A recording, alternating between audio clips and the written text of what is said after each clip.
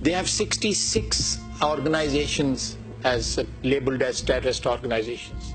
These are official figures, 66. Only 4 are linked to Pakistan, 62 are their own homegrown terrorist organizations. They are facing insurgency in multiple states, more than a dozen states: Manipur, Nagaland, Chhattisgarh, Kashmir, Punjab. So they are just trying to deflect the world attention. And they are succeeding in that, you know, to an extent. We are countering it.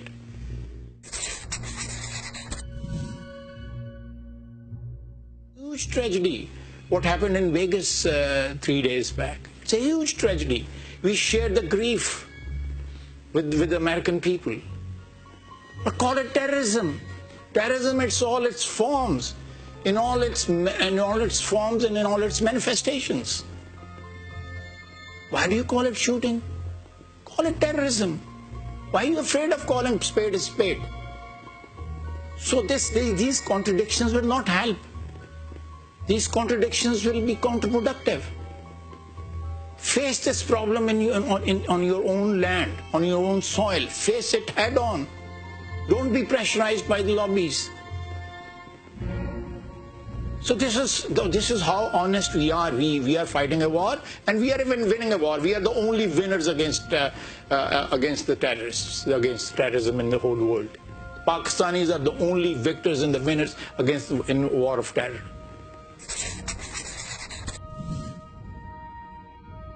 Fight against terrorism. F-16 was the main weapon against the terrorists in the last 4 years. Main weapon. There was no collateral damage. We were not like the US Air Force. No collateral damage. Targeted these attacks were done by our Air Force, F-16 and our own JF Thunder. And during this period, the Americans told the Jordanians not to deliver old F-16s to Pakistan. So they actually hampered our effort against terrorism and fight against terrorism.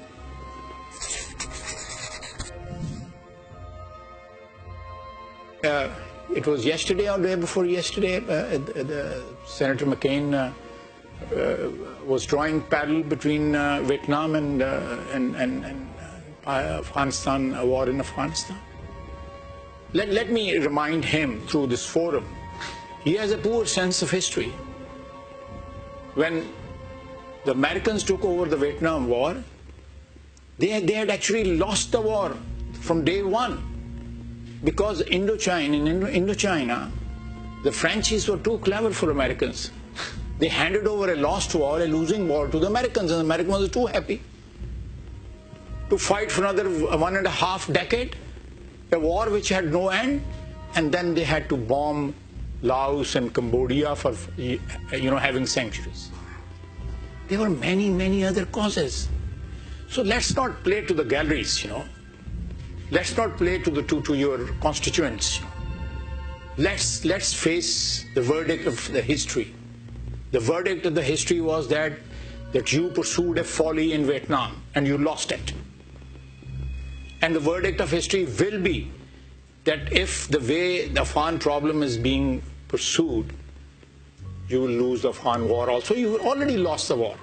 You're just trying to salvage your situation over there.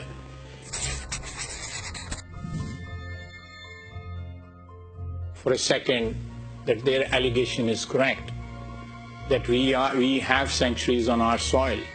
Just for a second, if we admit, who are the people who are responsible for narcotic trade, corruption in Kabul, selling arms to Taliban, losing territory, and bringing Daesh to Afghanistan? You have found the culprit for sanctuaries given to Haqqanis. Okay. Well, let's see this conflict in its entirety, in its totality.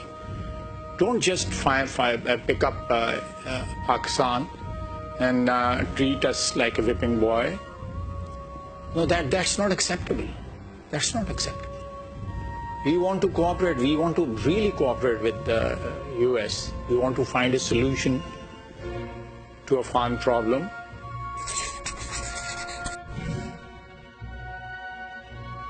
We are suffering. We are actually living in hell because of that decision. It was a bad decision, and Pakistan is paying price for that. Americans won laurels for that decision. They went back chest thumping that we have defeated the Soviet Union and we have settled the score of it now. What happened to Pakistan? Nobody cared. That's the sad part of it. And then people tell us that there's a trust deficit. Yes, there is a trust deficit.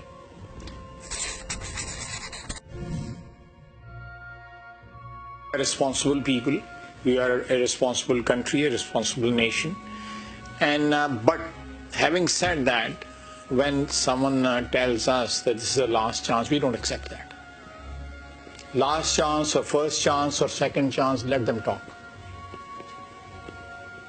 In plain and simple words, if that is the way they are going to treat us, if that is the way they are going to talk to us, it's not acceptable. We are a peace-loving nation with our dignity, with our respect. If we are treated with respect and dignity, we'll respond to that 5 times more.